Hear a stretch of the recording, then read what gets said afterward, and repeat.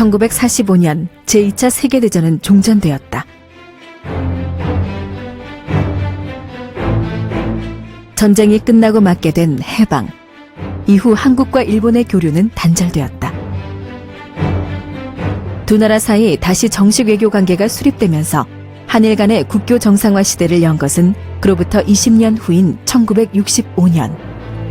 는 이제 한일 간의 공동의 이익과 공동의 안전과 공동의 번영을 모색하는 새로운 시대에 접어들었는 것입니다.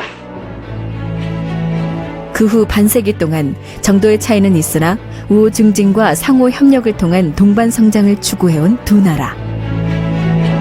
그러나 여전히 신사참배와 교과서 왜곡, 독도 문제 등 과거사 청산에 대한 미해결 사항 때문에 갈등을 겪고 있다.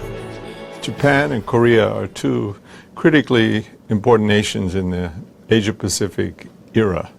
I think if better relations are fostered between these two nations, that this can be a source of stability for Northeast Asia and important for the wider world. 고 문선명 총재. 그는 지난 50여 년 동안 두 나라의 가교 역할을 한 인물로 평가받는다. 이 환태평양 시대의 동북아시아 평화가 없이는 세계 인류 평화는 기대하기가 어렵다. 그러니 한국 사람들, 일본 사람들 정신 바짝 차리고 인류 평화를 위해서 공헌을 해다오. 그가 평생 이야기하고 실천한 것은 세계 평화였다. 전쟁과 비운으로 가득한 현대사, 대립과 반목으로 갈등이 끊이지 않았던 세계. 이를 어떻게 바꿀 것인가 고민하며 실천했다. 특히 통일 문제 및 한국과 일본의 관계 개선 등에 헌신한다. So for many Koreans, especially of his generation, the biggest, worst enemy for them was the Japanese. So he really tried to love them. Then he began many missionary outreach in Japan. He brought many Japanese to Korea. 그는 한국과 일본이 국교 정상화를 가지기 훨씬 앞서 일본에서의 활동을 시작한다. 그가 일본에서 가장 주력한 것은 승공운동이다. 그는 1965년에 1차 세계 순회 강연에 나섰는데 첫 번째 방문국이 일본이었다. 당시 일본은 혼란스러운 상황. 일본의 공산화를 막기 위해 그는 제일 먼저 일본행을 택한 것이다. 一言で言えば人生の目的を与えられたということですね。志を与えられたと言ってもいいですかね。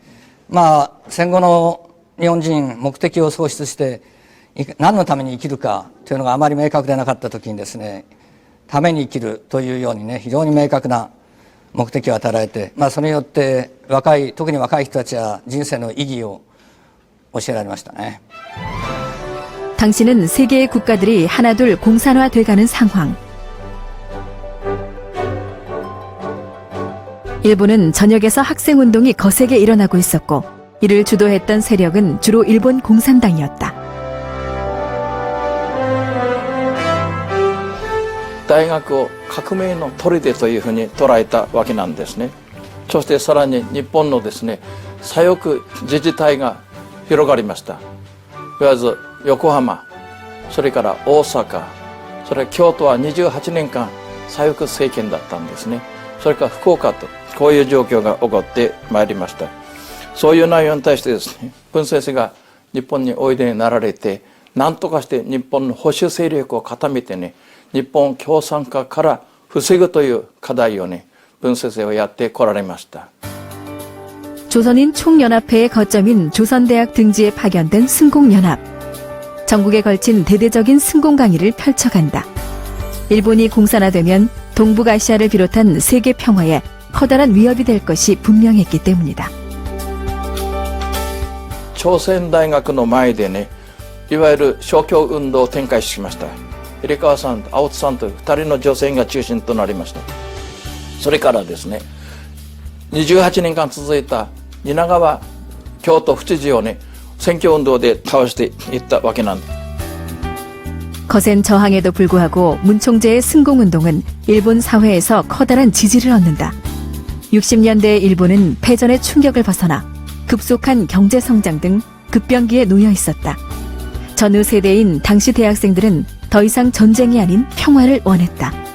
세계 평화를 이야기하는 그가 각광받을 수밖에 없었던 이유이다. 한편 이는 일본의 공산화를 막는 데 큰 역할을 한 것이라는 평가를 받는다. なんでムン・ソンミョン総裁が共産主義と戦ってほしいと言われたかというとですね、共産主義というのは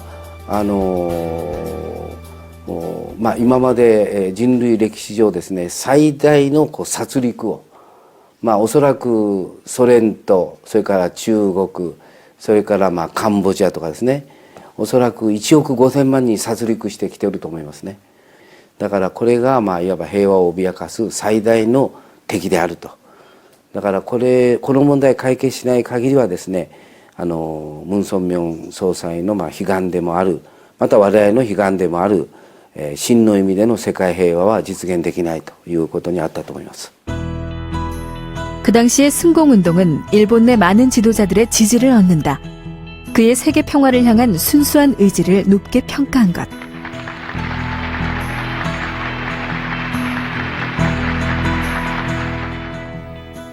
아시아に偉大なる指導者現る。その名は文鮮明ということである。文先生のご高邁な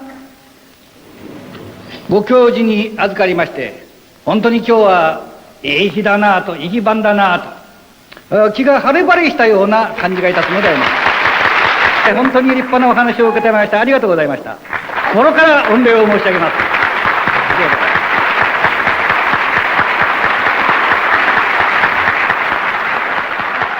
동양의 사상과 한국적 가치를 접목시켜 천도에 입각한 새로운 보편적 사상 가치를 창조해낸 것이 바로 문선명 선생의 통일 사상이 아닌가 감히 제 나름대로 추론을 해보는 것입니다. 인종과 종교를 초월한 세계 평화의 구현을 위해서 전력하신 평화의 상징이 되신 분이 옳시다. 승공운동을 성공리에 전개하며 한편으로 한일 간의 다양한 교류를 추진한다. 학술, 문화를 바탕으로 한 활발한 교류 활동들, 세계 평화와 국제 안보를 위한 국제 세미나 등 한국과 일본에 국한된 것이 아닌 세계의 석학들과 전문가들의 초청, 혼란스러운 세계 정세를 바로잡고자 하는 운동들을 펼쳐나간다. 1970년대 한일 관계의 전개에 중요한 관건이 되는 것은 경제면이었다. 심화되고 있는 양국 간의 경제 관계는 급속도로 증대되어가는 무역량으로 알 수 있다. 두 나라의 무역량의 변화를 살펴보면 1965년에 2억 1천만 달러에서 1970년에 12억 4,300만 달러로 늘어난 것을 알 수 있다. 서로의 이익을 위한 경제 협력이 활발하게 전개된 것이다. 당시 문 총재는 양국이 가까워지게 하는 가장 실질적인 방법으로 한일 양국 간 해저 터널을 주창한다. 道路で世界を一つにする。日韓トンネルが何といっても日本を大陸につなげる。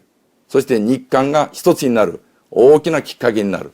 その意味で日韓トンネルが必要であると。このように私も考えておりますし、また文先生もそのようにして私たちに教えてくださって、1981年にこの構想を打ち出されたのであります。 1981년 11월 제10차 국제과학통일회의에 노벨상 수상자 등 세계 석학들이 초대됐다. If this highway were constructed, the three Asian countries would be linked through the highway, and they would become one. The economic and cultural exchange between them would be so frequent that it would literally enable them to form an Asian common community. 1986년 10월 사가현 가라스에서 한일 해저 터널의 파일럿 터널 공사가 착공됐다.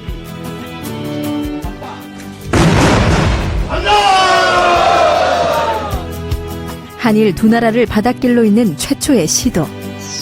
총 235km의 해저 터널. 누구도 상상하지 못했던 길이었다. 一言言えば世界平和と新文明の騒動であります。もっと具体的に言いますとトンネルだけじゃなくて道路が高規格道路できることによって物流が広域で発展しますが広域経済圏が発展しその結果として韓半島の南北統一にも貢献しますしさらには東アジア共同体の形成のインフラになりますからそれができることによって世界平和に大きく貢献すると。 한일 터널이 공론화되자 한일 양국의 지도자들도 터널 건설의 필요성을 역설하기에 이른다. 양국이 서로 가까워져야 하는 시점. 아시아에서 민주주의와 시장 경제를 해온 경험이 가장 많은 나라입니다. 그리고 실제로 한국 경제와 일본 경제는 밀접하게 서로 이렇게 서로 결합되어 있고 서로 의존되어 있기 때문에 이제 일본과 한국은 아주 가까운 나라라야 합니다. 후쿠오카의 한일 해저 터널 조사 사갱 현장. 모든 지질 조사는 끝났고 이제 실질적인 터널 공사를 앞두고 있다. 한일 해저 터널은 한국과 일본을 좀 더 가깝게 잇는다는 의미에 더하여 그 경제적인 효과도 매우 클 것이라고 전망한다. ユーロトンネル、イギリスとフランスのユーロトンネルによって大変な経済効果を生むようになりました。年間2000万人から3000万人の人々がトンネルを通るわけですね。やっぱり、ハイウェイによって、国と国が結ばれればそれはまさに平和そのものが実現していくだろうと、これを目指して頑張っております。 선박보다 시간과 비용 면에서 훨씬 경제적이라는 해저 터널. これから中を案内しますので、どうぞ。 한일 해저 터널의 실제 모습. 이 터널에 사용되는 공법은 육상에서 터널을 뚫을 때와 같은 공법을 사용한다고 한다. 교통 터널로 사용하기에 가장 적합한 공법이다. 海抜ゼロです。 入り口から70メートル下がってます。で、海のちょうど海面です。これから海の下に入ります。 두 나라가 가까워지는 것은 물론 유라시아 전역으로 교역이 확대될 것이라 전망되는 한일 터널. 양국의 관계가 소원해진 지금에도 이에 대한 필요성은 끝없이 제기되고 있고 연구도 활발하게 이루어지고 있다. 技術がだいぶ発達していますけれども、今の技術でも約10年から15年韓国まで、掘るのにかかると思います。 한국과 일본은 물론 세계인이 물적, 인적 교류를 활발하게 전개할 새로운 루트의 탄생. 30여 년 전부터 문선명 총재가 추진해왔던 길. 그는 이 터널로 하나가 되는 세계, 그로 인해 앞당겨지는 세계 평화를 꿈꿨다. 한일 터널 건설은 한국과 일본 간의 우호 증진은 물론 남북 통일이 될 경우 철도가 한반도를 경유하기 때문에 유라시아 대륙 각지를 통과하는 물류 허브로서의 기능도 할 수 있을 것으로 예상되고 있다.